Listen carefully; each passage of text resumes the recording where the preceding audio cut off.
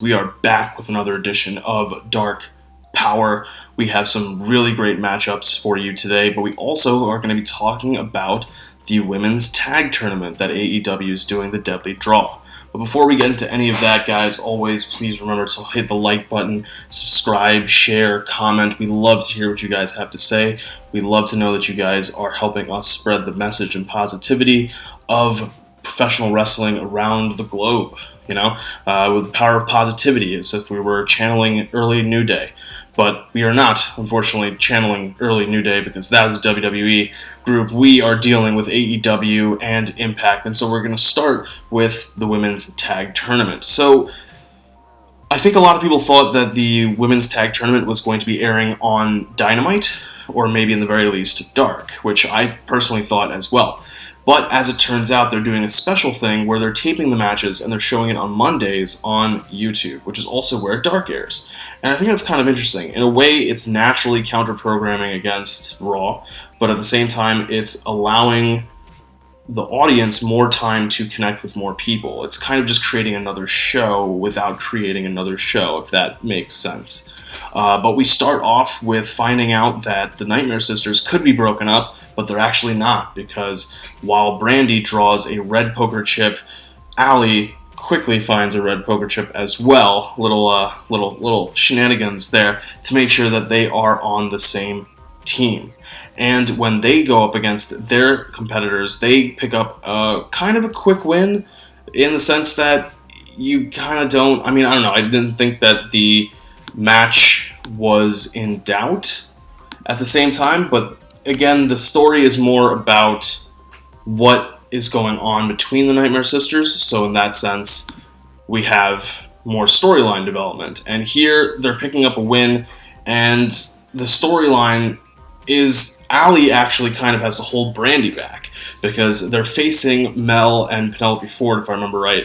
And Mel has a history with Brandy when it comes to the Nightmare Collective. And that was that kind of failed, we'll say failed, it was failed, stable of female wrestlers that Brandy tried to have and tried to work with. And they listened to the fans and kind of deaded that. But Mel is still part of AEW. Awesome Kong left, but Mel is still there. And so they had a good back and forth, a kind of callback to what had happened. And it was kind of Allie who had to keep Brandy in check because Brandy was letting her emotions get the best of her based off of her past experiences with Mel.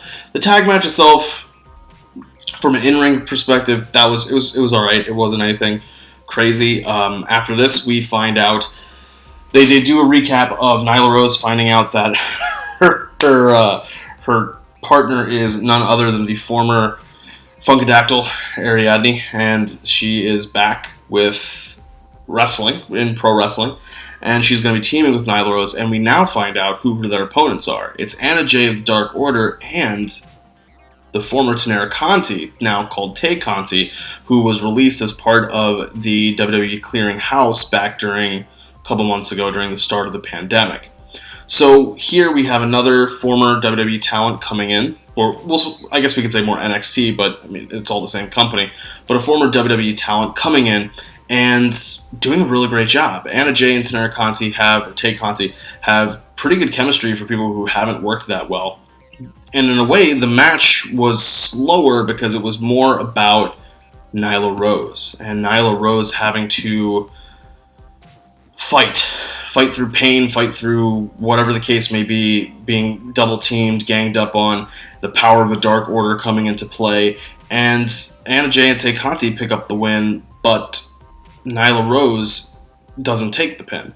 It's Ariadne who takes the pin, and afterwards, Nyla destroys her with a clothesline, but throughout the match, Nyla gets a knee injury, a leg injury, and she has to sell that leg injury, and it kind of just affects everything that's going on. So in a way, her loss is excused because she picked up the injury and she wasn't the person who was pinned, but at the same time, it's adding fuel to the fire of her wanting to pick up wins again. This is unusual for her. She was doing very well. She had the women's championship. She had beaten Chris Statlander at Revolution. She was doing all great, and then she ran into the buzzsaw of Hikaru Shida.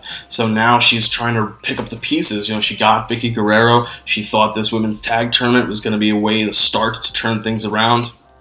but she's out in a first round bye. And so next Monday, we will see how the Deadly Draw continues. They haven't given us any information, as far as I'm aware, of who the additional teams will be. I'm interested to see who they will pick and how they're going to put those teams together. One thing I will say, I did think it was kind of interesting that they thought to do a women's tag tournament when they have so many of their top women's stars out on injury.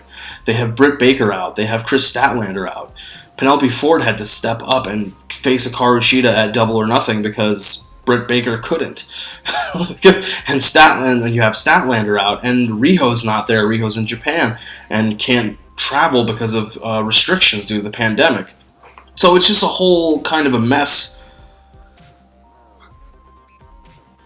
of the situation, really. Like, I'm trying to think of the words, and it's just, situation is the nicest way to put it, in that it's just a decimated women's division right now, and they're trying to pick up the pieces. Hikaru Shida's doing yeoman's work, putting in matches quality the best that she can to try to give us what we're looking for when it comes to women's wrestling. The fact that they're even doing this tournament means something, but again, the fact that they're doing it when they don't have the talent and the ability to stretch across as many tag teams as they need to. I mean, they're pulling in Tay Conti and Ariane for a reason, right? And it's great that they're giving those women exposure, they're giving them a shot, but if next week I'm seeing Kenzie Page and Kylan King, I'm just going to be like, guys, we could have just kept this on Dark as just women's tag matches. Like, there didn't need to be a tournament. There didn't need to be such a big production for it when we're not going to necessarily be able to do it the way we should do it. Just because you can do something doesn't mean you should do something. And on that note, we'll go to something that they both can and should do, which is putting on an high caliber level episode of AEW Dark. And that's what we got tonight. We start off with Scorpio Sky facing off against Will Hobbs. He picks up the win. Quick win. Really quick win. And more importantly than the win is the promo that he cuts after this. And Scorp's got some great words here. His delivery is phenomenal. Just dead even tone. Intonation's great. Stays on script in the sense of he does not lose himself of where he wants to go and what he wants to say. Especially when you think about that they give more creative freedom to the wrestlers. Sometimes they might have to ramble on TV. That's not the case here. Scorpio nails this promo. Great job. You get the hunger. You get the passion. You get the fire from Scorpio Sky that you know is there, and you know he wants to succeed. You know he wants opportunities. I think he could have a great TNT title match with Cody down the road. He would actually be somebody I'd be okay with beating Cody for the title, as long as he keeps that open challenge going, that kind of weekly title defense. Even if it's every 2 weeks, it's fine. I'm not anticipating that it's going to 100% be a TV title, despite the fact that it's TNT title. But we'll see what happens with that. I would think that Scorpio and Cody would have a really great match. And to Scorpio's point, there are only two men who have pinned Chris Jericho. One is Jon Moxley, the current AEW World Champion, and the other is Scorpio Sky. After this, we have a tag match. It's the Gun Club. Austin Gunn coming off of an injury. He finally is able to get back in the ring. He's able to tag with his father up against Aaron Solo Serpentico. The Gun Club pick up a good win here, and not crazy much to write home about. Good tag match in the sense that it gets the job done. Billy and Austin are picking up the win. I'm not expecting Solo and Serpentico to pick up the win. I do like Solo's look. I'll say that every week that I get an opportunity to. He's somebody like Sean Dean, who I think is somebody that AEW can build around and can build for the future. To be kind of the undercard but the mid-card when you have Jungle Boy, Darby Allin, Sammy, and MJF at the top. Right? They're going to be the future of the main event division. You need strong undercard talent. That, I think, is people like Solo, Sean Dean, even Will Hobbs is somebody who comes to mind. Those are people who I think that they can build around. If they do end up signing them, that'll be great. I think they'll have to send some of them on some crazy win streaks to overcome the giant deficits of losses that these guys have taken. But granted, things flip over at the start of a new year. So maybe 2021 will be the year for some of these guys, especially Captain Sean Dean. Hoping the best for him. But after this, we have another tag match. It's the Initiative trying and failing against none other than Sonny Kiss and Joey Janela. Sonny Kiss and Joey Janela, great chemistry in the ring. I really like what I see here. They're continuing to build them as a tag team. Initiative still struggling to get that win. We kind of know what's going to happen when we come into this match. And what happens is Kiss and Janela pick up the win. Good, strong match, though. I did like this one. After this, we're back to singles action. We have Abaddon versus Kylie King. Abaddon picking up a strong win here. Kylie King is somebody they're starting to use more and more and more. Liking what I see there. Abaddon just has that look. She has the ability to convey a sense of evil, a sense of fear, a sense of dread, and I like that. It's just something different. Character work. I like that, to have that be just, you know, who is, like, for example, who is Kylie King? Like, we have not really learned that much about her personality. Granted, she's not a signed talent, so we're not going to, but there are certain things that come out in the form while people are having matches, and that's not something that I've gotten from her yet, whereas Abaddon, just even from the look, you get it, and then once she steps in the ring and the bell rings, you get it as well. And speaking of people that we get it from, Jack Evans.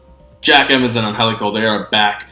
TH2 to Hybrid 2, the last of the true hybrids. They are back. It's great to see them back in the ring, just as it was great to see Austin Gunn back in the ring. Jack Evans, you know, a little bit older, more of a veteran, so it's great. It's even better to have him than it is necessarily Austin Gunn. We really were missing people like TH2 to have great tag matches. We're missing a lot of tag teams. That's one of the reasons why they had to build organic teams, in the sense of putting together Sonny Kiss and Joey Janela. Now that we're getting those teams back, that's why we have such a stacked tag team division. And here we have singles action where Jack Evans is facing off against QT Marshall, also returning. So QT, great that he's able to have overcome COVID, or, you know, I think he was testing positive. They weren't sure everything exactly was going on with him, but I'm assuming he has recovered. I don't think that AEW put somebody in the ring who does have COVID. So he is in the ring with Ali. Ali is here as his manager and puts on a really good match. I like this. It was slow, which kind of seemed as though it shouldn't fit the pace of what the Hybrid 2 do, but it worked for them. It worked for this match, and I liked it. I could see why somebody may not be that big of a fan of it, but it worked for me. To be a return match for both of these guys. You put them against each other, and Jack Evans picks up the win. A little bit cheating, shall be said, but picks up the win nonetheless. After this, we have a good tag match. FTR. Always nice when we have big names on Dark. And FTR are here facing off against Brian Pillman Jr. and Griff Garrison. Or is it Jungle Boy? Or is that Griff Garrison? John Silver doesn't know, and that's really what's the important thing. He has no idea. But it is Griff Garrison. Griff Garrison teaming with Brian Pillman Jr. and FTR putting on a phenomenal tag match. What I liked about this was that when they were coming out, they showed that they were talking to Tully Blanchard as they were coming out. We're getting more hints of just things, you know, just 1 hint, 2 hints, 3 hints, 4 hints of things, you know, just the numbers. Something could be happening. I don't know, you know? Something. I don't know. We'll see. But good tag match here. FTR knows what they're doing in the tag realm. You don't need me to tell you that. Brian Pillman and Griff Garrison, they work pretty well as a team in the sense that they're there to take the loss. Kind of unfortunate for Brian Pillman. And I'm looking forward to seeing him this weekend, this Friday at Warrior Wrestling. If you have the ability to, if you are in the Chicago area and you are going, just know that True Heels is sponsoring the main event, which will be Brian Pillman defending against Robert Anthony with Frank the Clown. Fuck Frank the Clown. But we are sponsoring the event. If you are unable to if you're not in the Chicagoland area and you are not able to be there personally at Marion High School, it will be on Fight TV, I think, but it will be available. You can check it out. Warrior Wrestling, search for them on the internet. You will find out and you will see how you can stream this. It's going to be a great show. Brian Cage is going to be there. Lance Archer is going to be there. Kylie Ray from Impact is going to be there.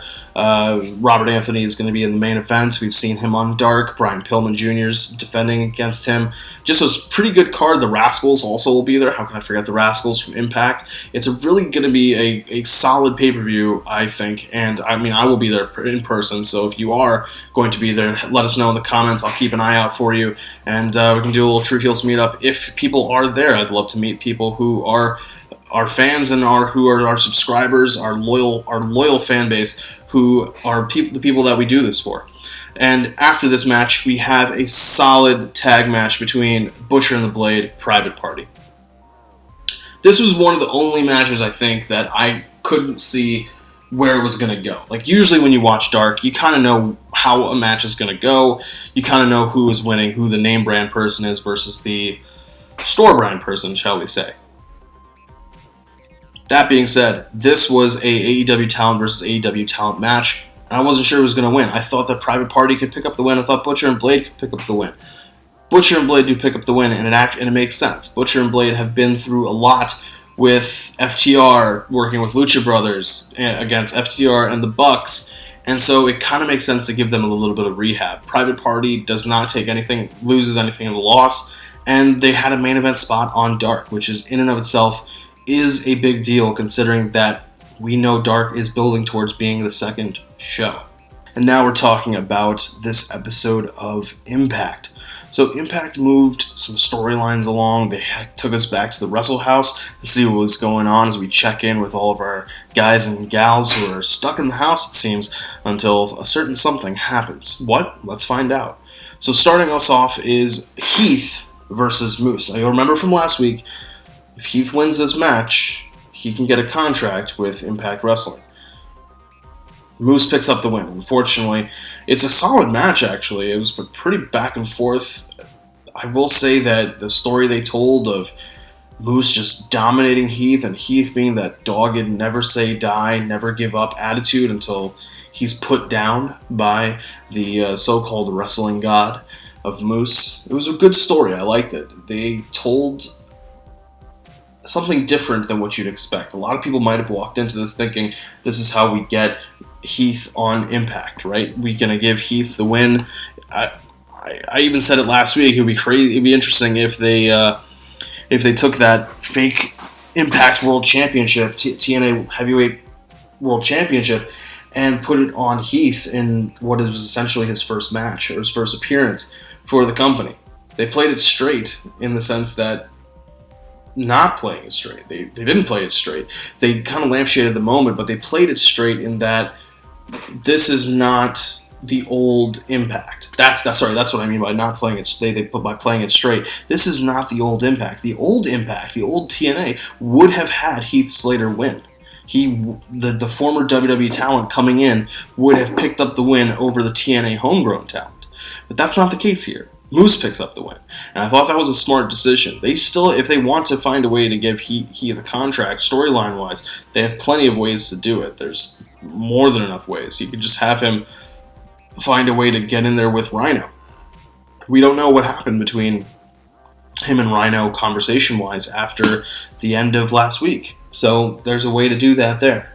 So moving forward, we find out that there's going to be a Impact Emergence special episode in a couple weeks, and that Deonna Purrazzo will defend against Jordynne Grace, who is executing her rematch clause for the Knockouts Championship.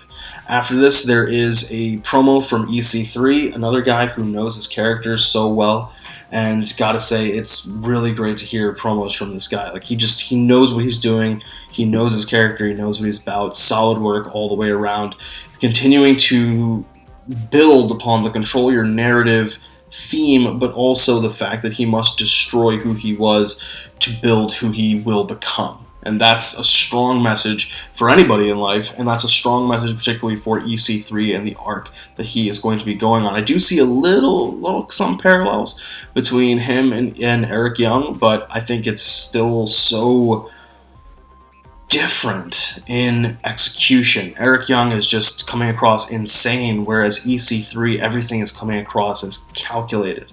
So calculated. He knows what he's going to do the fact that they are showing this promo after they talk about emergence, after Moose defends against Heath, I think there's, that's building blocks, and that's I love to see building blocks like that. So after this, we have Motor City Machine Guns continuing interview talking about why they came back. This is interrupted by the North, as one might expect, and we get the announcement that the North will be using their rematch clause for the Impact Tag Team Championships, also at Emergence. Building blocks. Love to see that. That's going to be the end of this month. I think we were talking about what if they did a special episode or a pay-per-view or something like, not a pay-per-view, but like a special episode before Bound for Glory. We did talk about that last week. So the fact that they've announced Emergence, good to see, right? Like we're simpatico when it comes to how we are going to build a good, solid TV show and storylines. Storylines are incredibly important, and storylines is how we got Kimberly versus Deonna Purrazzo last week. And this week, it's how we get a backstage segment now, where Deonna Purrazzo, in her locker room, Kimberly says, hey, I'll face Jordynne Grace for you, and I'll take her out before you have to face her, but in exchange, you have to give me a shot at the championship. Bold of Kimberly, considering she did not fare well against Jordynne Grace before, but she's confident in herself, and self-confidence, well, sometimes it can be a problem, but sometimes it can also be a blessing, right? So that's going to be important to go forward to see how that match, Kimberly versus Jordynne Grace. I'm sure that Deonna's going to get involved somehow, maybe after the finish, after Jordynne knocks off Kimberly. After this, we go to Wrestle House. So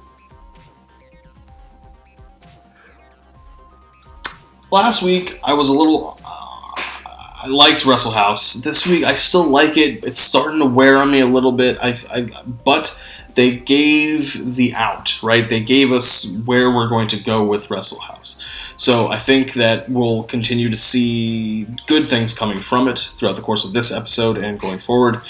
Wrestle House here, we're seeing that just it's zaniness, and that zaniness is going to include a match by Susie and Alicia Edwards versus Johnny Swinger, where they pick up the win over Swinger, the misogynist. shall we say the light misogyny, I suppose, I guess, but definitely some misogyny there. If anybody was going to keep an eye on misogyny in the locker room, you would think it would be a pair of Good Brothers. And the Good Brothers are backstage, they're outside in the parking lot. They're going to their car, and we see that they are in awe, in shock, trying to figure out what's going on. Somebody, it seems, has broken into their vehicle and has drank their beer and has left their beer on the ground. Now, they get confronted by local PD, and local PD saying, hey, you can't have open containers in this county. Perfectly valid law. Nothing wrong there. Ace Austin shows up and decides to interject himself into this mix, and it causes a bit of a problem, shall we say. Gallows gets Austin onto the hood of the car. He's trying to beat up on him. Madman Fulton comes. Gallows, just throws the elbow back and clears Fulton. Now a cop comes up, and Gallows thinks it's Fulton again and does the elbow again. Well, now he's assaulted a police officer, an officer of the peace. Can't do that, right? So Gallows gets arrested, and that's going to allow Ace and Madman Fulton to double team on Anderson to great success, I will say. We're building the storyline, we're moving that forward. That's going to be a solid tag match down the road. They picked up the win over Reno Scum already, so I think they are continuing to progress the Good Brothers and integrating them into the milieu of Impact's tag team division. Sooner or later, they're going to be coming after championships. That's for sure. There's no way you sign the Good Brothers and you don't put them into the title scene. But starting now, they are picking up wins over Reno Scum and will be probably picking up wins over Austin and Madman Fulton. After this, we have another former WWE talent who has a promo video, Brian Myers. Kurt Hawkins, for those who don't know the name change, he is going to be debuting with Impact shortly, and we're getting another promo video for him. I do like the blue, white, and orange Mets theme that he has. I'm sure Chris G appreciates that as well. After this, we have Eddie Edwards coming out for his weekly now World Championship title defense. Now, this kind of annoyed me. The beginning of this segment kind of annoyed me. Because Sami Callihan comes out. Sami Callihan is the one that is going to answer the challenge. And he's doing the ICU thing, right? So he's able to control the music, the lights, all those sorts of things because he's this hacker. What doesn't make sense to me is if he's able to appear out of nowhere, turn on the lights, turn off the lights, do all that sort of crazy, funky stuff. How is it that RVD knew that he was going to be there? I don't remember them making an announcement that it was going to be Sami Callihan. They said it was an open challenge, and it was kind of the mystery of who his opponent would be. So when Callihan shows up, I'm expecting a Callihan-Edwards match. I'm not expecting RVD to suddenly get the drop on this hacker guy who appears out of nowhere whenever he wants to and attack him with a chair. It just doesn't make sense to me. That kind of threw me. So Callihan decides to tough it out and have the match anyway. Solid match, I will say. Really good match. Good storytelling, and Callihan having to sell the injury. Callahan's kind of also never say die attitude, similar to Heath earlier in the night. Slightly different, of course. He had the attack earlier, but it gives Callihan the out as to why he eats the pin and loses, right? I'm not expecting Callihan to win because God, he got bashed in the chair by old ass RVD. Why should he be winning this match, right? So I think in that sense the championship match was good. The storyline was pretty strong, and where they continue to go is going to be good because after the match, Eric Young comes out, and there's a nice little back and forth there between the two of them. After this, let me check my notes, guys. We go back to Wrestle House, and we find out that Rosemary is controlling Wrestle House and is stopping people from leaving, and the only way that people will go back is if Johnny Bravo gets the hint. Now, who is this important to? Well, it's important to Kylie Ray, because Kylie Ray is the number one contender to the Knockouts Championship. She's going to be facing the winner of Purrazzo Grace, presumably. Though I guess, this is the kind of thing that always gets me about rematch clauses. If Purrazzo were to lose the title, doesn't she now have a rematch clause? But anyway, that was one of the good things I like that WWE did away with. They did away with rematch clauses. I love that New Japan has never had rematch clauses for champions. When you lose the title, you go to the back of the line. I thought that was always really smart. But we'll see what happens with that. We have to see what happens with the Purrazzo Grace rematch. I'm assuming Purrazzo's going to win. But Kylie Ray needs to get back, right? In order to do that, she has to get Johnny Bravo to get the hint, right? Figure out what's going on. So she tries to do that. It kind of backfires. It leads to a match between her and Rosemary where Taya Valkyrie is the referee. Shenanigans ensue. Kylie Ray picks up the win. Rosemary talks to Johnny Bravo. I couldn't gather. Maybe I just missed it. Whether or not everything was resolved with the hint and all that sort of thing. But I think they're going to continue with it. I'm not 100% sure. After this, there's a backstage segment where Hernandez is talking about the money that he needs, and with between him and Rhino, and he's talking to Reno Scum about them helping him get the money back. Seems like somebody could be ganging up on Rhino. Who might be able to help Rhino? I don't know. It might be Heath. What are we talking about earlier, right? So I think this is going to be a great way to get Heath actually on the roster, assuming that they did sign him and they're just dragging out the did we or did we not sign Heath Slater to a contract. And now we have our main event. These are really good peanuts, by the way. We have our main event. It was a tag team match between Falaba and TJP teaming up against our Finesse Division champion Chris Bay and Rohit Raju. Rohit Raju in a main event. I'm here for it. But in this match, good solid match. I like this match. I think that they got to start getting contenders for Chris Bay, TJP, and followed by getting the submission win. That's a strong way to start doing that.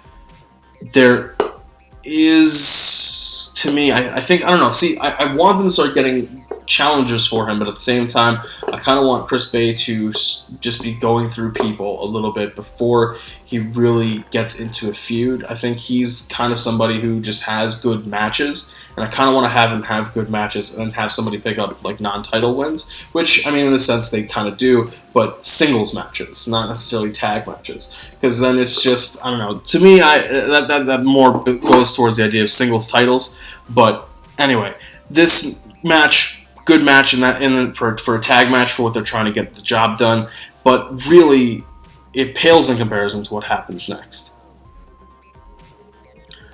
I'm not gonna lie, I bought into this. I bought into this next segment. So they had talked about how Rich Swann was going to make an announcement. Last week he had talked about everything that was going on, and he said he would address it this week, but that he couldn't really talk about it last week because of the emotions that he was going through in regards to what had happened, that Slammiversary. He comes out and he announces that he has to retire, and he does a really phenomenal job at this. This is it reminded me of the, I want to say the Mark Henry, but it did kind of remind me of the Mark Henry retirement speech. But this, I felt, was different because he didn't like go crazy with emotion. He kept his voice calm, cool, collected. Just how you would expect somebody who has resigned themselves to what is happening, right? And I was like, damn, this is good. And then as he starts going up, they have people, everybody comes out banging on the apron because there's no crowd really. And as he's going up the ramp, he's going up by himself. And it was at that moment I thought, damn, it'd be crazy if Eric Young came out here and beat the crap out of him. Lo and behold, Eric Young came out and beat the crap out of him. And then it was really quick. It was like a quick, just bang bang, and then he just ran off because Eddie Edwards is right there on top of him. But I still don't know. that's the crazy thing. Rich Swann did such a good job that I'm trying to figure out now. Like, I'm going to look it up whether or not he actually does have a legitimate injury again. So well done. It's not always that you're able to get sucked into a segment or just sucked into anything in general with wrestling. We watch it now with such a critique's eye, and with an eye for criticism, an ear for judgment. Just it's really good to sometimes just be back in that moment of kayfabe is alive and well, right? Especially in 2020, it's hard to do, and Rich Swann did that for me tonight. So for that, kudos.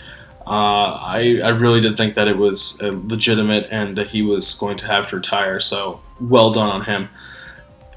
I don't necessarily like so now assuming it's kayfabe and the injury is not real, I don't necessarily like that he is being put in between Eddie Edwards and Eric Young. If Eric Young and Rich Swann were just having their own program, a singles program, that'd be great. But him being the person that's getting beaten up so Eddie Edwards can save him seems a little weird. I'm not sure how much I like that because it kind of just removes the agency of Rich Swann. Now, if Eric Young down the road gets the world title from Eddie Edwards and Rich Swann is the one who takes it from Eric Young, then well done on Impact. Perfectly fine. But we'll have to see how that builds. So I kind of want to, like, it's already got me interested for next week to see what's going to happen with Swann, and that's something that you want to see from good television, from good programming, and good storyline building. I will say Impact continues to knock it out the park with how they are developing storylines. I'll concede. I know I was wrong when it came to the Motor City Machine Guns being the ones who beat the North, but they have now kind of won me over with how they are putting together this storyline. So I appreciate that part of it, and I'm interested in seeing how that goes. Purrazzo with Jordan Grace, I want to see how that goes because I know Kylie's waiting in the wings. Now TJP and Chris Bay, we're going to slowly build there. Would have liked to see Chris Bay have just a couple singles matches here and there before he gets into a real feud, but it is what it is. And guys, it is what it is with this episode. We've covered Impact, we've covered Dark, we've covered the Deadly Draw.